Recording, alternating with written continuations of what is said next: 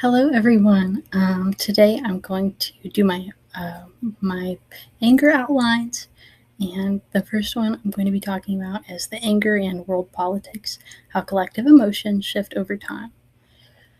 I have often thought about how people's emotions and beliefs shift over time. For example, our society went from normalizing slavery and segregation to being collectively against slavery and segregation. I thought a lot about how anger and the culture we live in impacts our emotional expression and how this has a ripple effect on our psyche.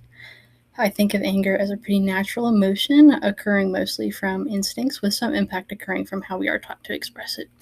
I know that it's usually unacceptable to talk about money, politics, and religion, especially in public, because people will disagree with one another and get angry. And I hope that this article will show me how expressions of anger changes depending on the culture you live in. And Linklater's writings help me understand how anger was viewed in many different ways. People saw anger as uncivilized in some society, while using anger to show that they are better than people they view as less than. I enjoyed how he explained how even hundreds of years ago, people knew that they needed to restrain their anger as to not ruin society. This became the basis for today's modern presentation of anger and how we control it. Learning about civilized and uncivilized anger made me think about how social media has changed myself, my friends, and my family's lives because the media is filled with things to make people angry on purpose. I remember my grandfather getting angry over union protesters in the city, for Starbucks, because they make $15 an hour. They have it good enough, while he was perfectly fine with some political figures being angry over just made up situations.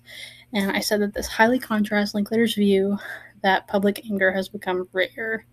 And this reading made me think about how my friends get really angry at other drivers on the road or people in video games. And I feel like that they're way more aggressive than they need to be because the internet has warped their perception of other people.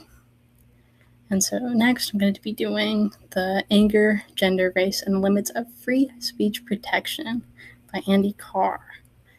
And so as of recently, I've thought a lot about how people do have freedom of speech, but not freedom from consequences. Sure, I can say whatever I want in public, but if I threaten someone, then that gives them every right to fight me. I've noticed that a lot of people of different genders and races are perceived much differently than white men, even if they're angry about the same things. And women are expected to be calm and caring at all times, so people think that they're hysteric or they're on their period. Anytime that they get frustrated. People of color of any gender being angry for any reason are seen as aggressive, and they're trying to take over white people. I see that a lot in the media. And I find it really interesting how society sanctions different groups of people for their anger, and I hope that this reading will teach me more about how this happens. And this reading added a lot of information to what I already know. Carr made me realize that the law assumes that anger is expressed the same way across all groups of people and that everyone can control it equally, with no awareness of intersectionality.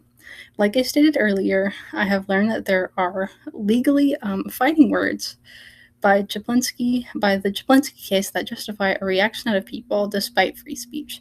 Carr later talks about how the Chaplinsky and Brandenburg were created for in-person situations, and thus changes are needed for today's more virtual world.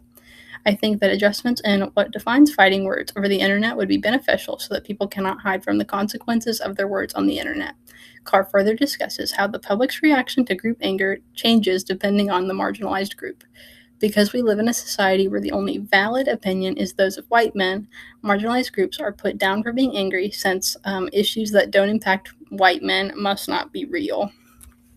An example of this that I have is a YouTube live stream that I watched recently where an older drunk white guy openly calls a black man a slur, and the white guy goes off about how he's drunk and how it's not racist because it's free speech. And understandably, the other guy goes off on him about how he will try to fight him and he can't say stuff like that. And the white guy's all, "Why is he mad? I don't understand what his problem is."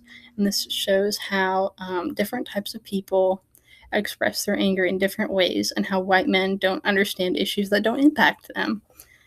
And even though he's in a face-to-face encounter, the fact that he's live streaming, I think, really warped the things that he said and how he reacted to that situation. So, thanks.